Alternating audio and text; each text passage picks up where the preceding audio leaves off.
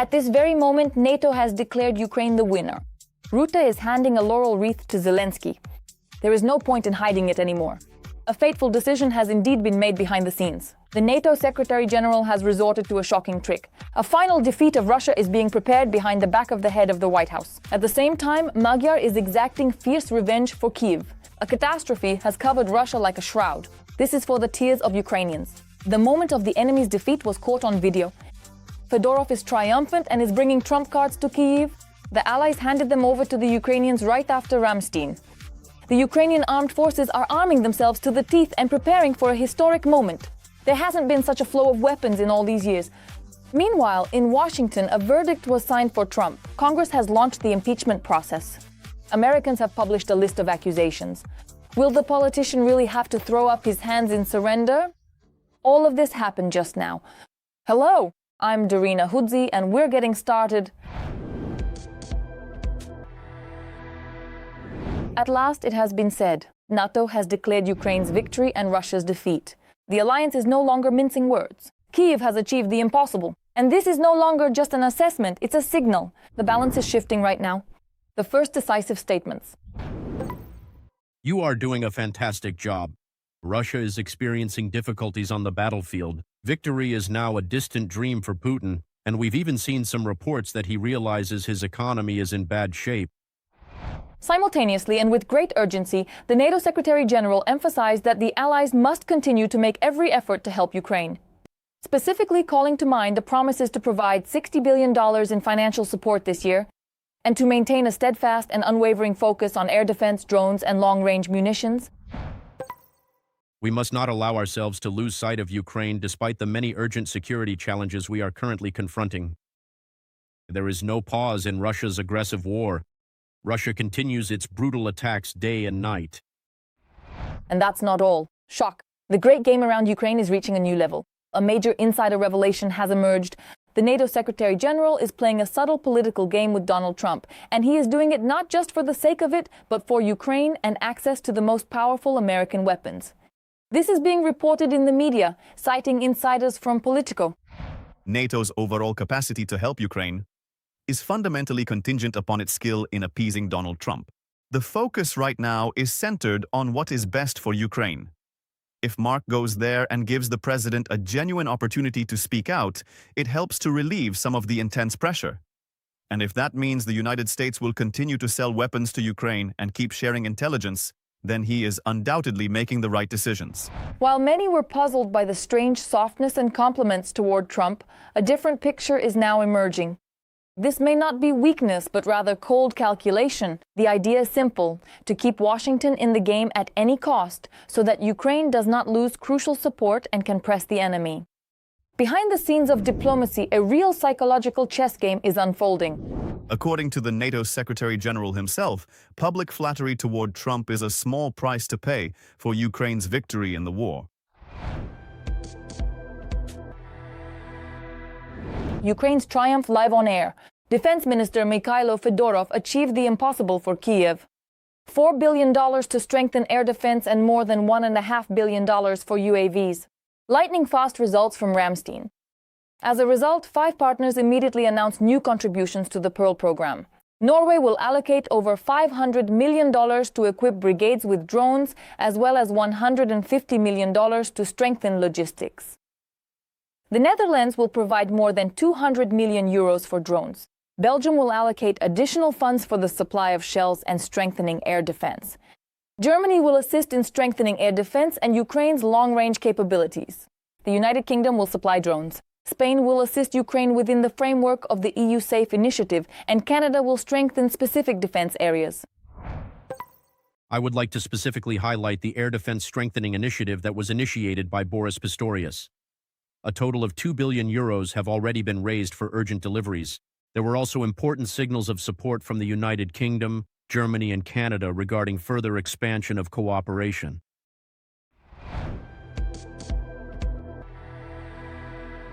Meanwhile, a final explosion erupted in Washington. Congress is finally bringing down Donald Trump. The Democrats have indeed submitted an impeachment resolution on 13 articles. This is stated on the Congress website. The resolution is an important document for initiating a discussion about our constitution and the state of our government. It is known that the document was initiated by Democrats John Larson, Steve Cohen, and Bonnie Watson-Coleman, as well as human rights advocates Ralph Nader and Bruce Fein. The document itself contains serious accusations against Trump.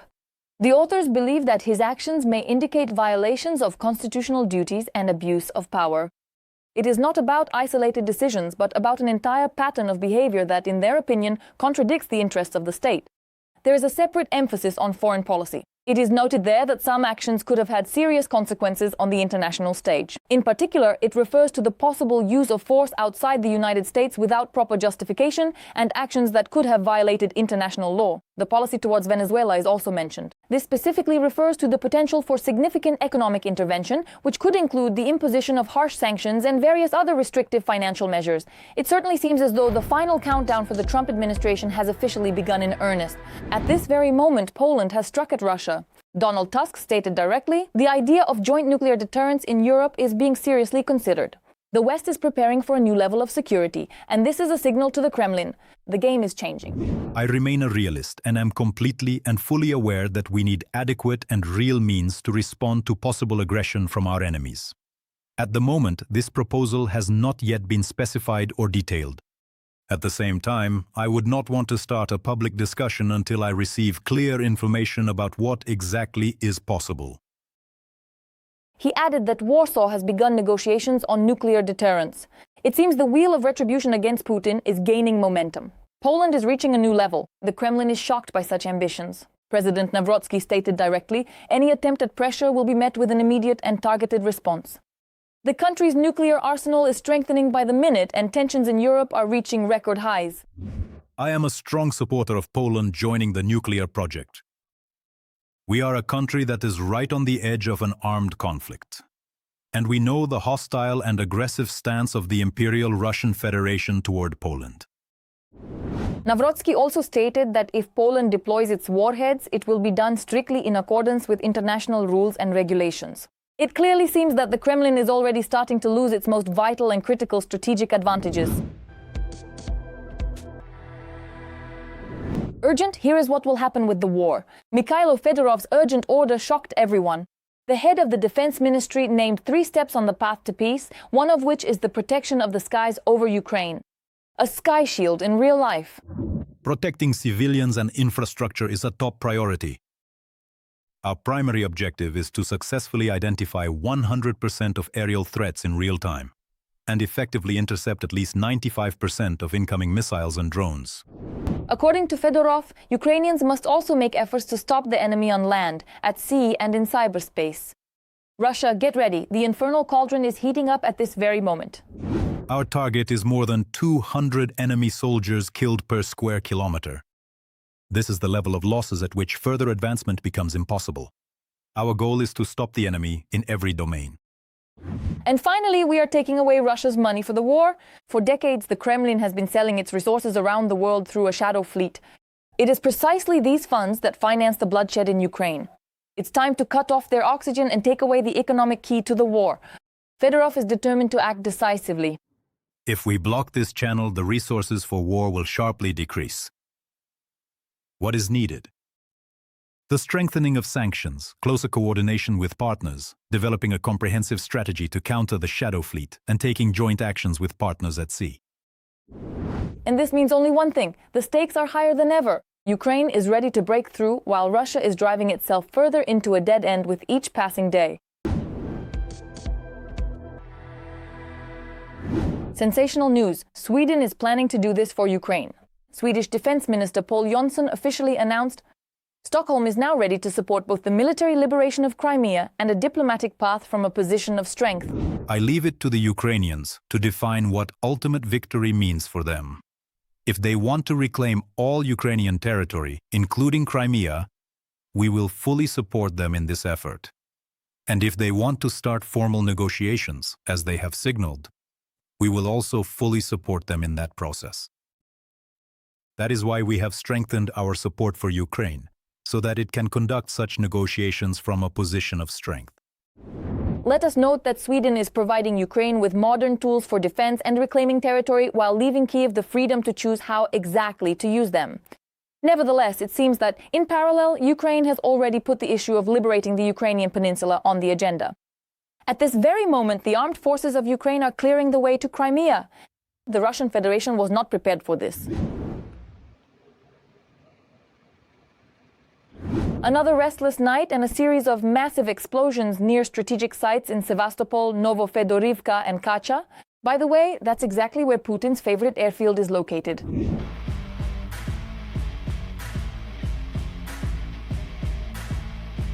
Magyar is going all out. In the area of Krasnosilska, an enemy armored vehicle was destroyed, and near Novofedorivka, the Malachit radar system was wiped out. However, that's not all. The blackout has reached Crimea as well. Social media pages are in shock over these developments. A technical malfunction occurred in the electrical networks of Sevastopol Energo LLC. Consumers in the HRES settlement were left without electricity. An emergency response team has been dispatched to fix the technical malfunction. It is still not exactly known why Crimea ultimately went dark, but social media pages are hinting that this is usually preceded by loud reports of alleged debris falling. Moscow is noticeably nervous. The threat to the regime is becoming a cold reality for Putin. In a panic, the bunker dweller is creating a new special service, the main headquarters of the National Guard troops. The corresponding decree was signed by the President of the Russian Federation, Vladimir Putin. The document was published on the official Legal Acts portal. The new structure will be responsible for planning measures to maintain the combat readiness of the National Guard. The headquarters will also oversee its operational and combat deployment. This is a real shock. With the new decree, Putin has effectively placed the National Guard under the wing of the army. Now, the structure that was once considered a separate pillar of the regime finds itself under direct military control. Meanwhile, the controller will be someone supposedly reliable for the Kremlin, a longtime bodyguard of Putin, 72-year-old Vladimir Zolotov. Analysts have already broken down the dictator's decision to the last detail and published shocking findings. The Russian Security Council may be planning to abolish the Ministry of Emergency Situations and merge part of its staff with the National Guard, Rosgvardia. This puts both institutions under the control of the commander of the Russian army, Valery Gerasimov, a Putin loyalist. And it is noted that this move is likely aimed at protecting his regime. It is quite likely that after the 2023 mutiny, Putin may have seen the National Guard not as a support, but as a potential threat. The Kremlin was reportedly alarmed by the weak response to the rebellion and by the leadership's attempts to increase its influence amid the war.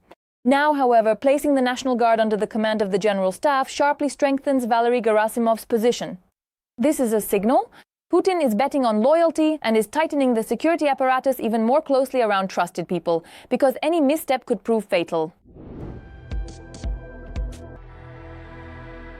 Urgently, the Kremlin, it seems, is making a bet from which there may be no return. Russia is stepping into China's shadow. A Lithuanian diplomat stated this on the air of Espresso. There has already been a flight. Now we are moving on to testing on our dear neighbors. Moreover, according to the diplomat, Americans already perceive Russian territory as a colony of China. A geopolitical earthquake has indeed begun. In the future, Russia will disappear from the minds of Americans. For them, these are already Chinese territories. For them, even Belarus is Chinese territory. The Russian Federation is handing over its sovereignty into China's hands. It will be swallowed up. And here are the first signs of a silent occupation by its ally. China is turning Siberia into its own resource base. This is reported by the Foreign Intelligence Service of Ukraine. One of the key examples is the Zashulanskoye coal deposit in Transbaikalia. Its development is being carried out by a joint venture. The extraction is planned for 100 years, and the Russian authorities have granted the company tax benefits. Starting in 2027, 5 million tons of coal are planned to be transported to China every year. That's about 500 trucks per day. Also, highways are built for this. These jobs go not to locals, but to Chinese experts. Machine has been set in motion. Even Lake Baikal, the symbol of Russia's natural wealth, has gradually become part of China's growing economic interests, highlighting just how much Moscow has lost control over its own resource-rich regions. Obviously, Xi Jinping has started to act according to his own plan. Behind closed doors, the dictator has decided the further fate of the Russian Federation's region. Putin is watching this and is already openly starting to panic, but he can't do anything about it. Right now, a juicy piece of Russia is tipping the scales toward China. What will happen next, and will the Kremlin leader dare to resist? We are watching closely. This is urgent, an epic moment. Moscow still suspects nothing. The shocking has begun. The self-proclaimed president of Belarus has started his own game behind the back of his Russian friend. A sensational development is unfolding. The USA and Belarus are now on the same side. Lukashenko is preparing a backup plan for himself and is finally securing freedom for Minsk. Ukraine is shaking hands with the new leader of Belarus. Kiev has managed something shocking. The first details are coming up next. At last, the curtains have been lifted. Allied Minsk and Moscow no longer appear as a monolith. Cracks are appearing in their relationship, quiet but telling. Ongoing economic negotiations over oil and gas, Belarus's attempts to act more independently, carefully manage contacts with the West, and its own diplomatic channels. Terrible, terrible. Well, it is terrible, but not terrible, terrible, terrible. Lukashenko is increasingly speaking the language of balance rather than complete dependence. And right now, it seems that real action is about to begin. Although obviously Putin won't like it, the distance from Moscow is growing in Minsk, and now not only in rhetoric but also in practical steps. Within the country, there is a growing sense of fatigue from dependence and a search for its own political balance. So I started to wonder. I thought, how do you know that? Or did I let something slip somewhere? The regional balance is beginning to waver.